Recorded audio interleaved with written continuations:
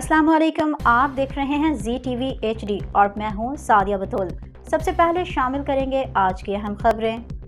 वज़ीर आला पंजाब मरीम नवाज शरीफ के अक़लीती बरादरी के मुस्तहक़ ख़ानदानों की माली इमदाद के लिए अक़लीती कार्ड्स की तकसीम। शहर और ज़िला में रोड्स, बाज़ारों, मार्केटों के सुथरा पंजाब प्रोग्राम के तहत यूनिफॉर्म ब्रांडिंग, शहर की खूबसूरती के लिए लटकती बिजली केबल तारों की दुरुस्तगी, चौकों चौराहों की खूबसूरती के हवाले से इक़दामात का जायज़ा लिया।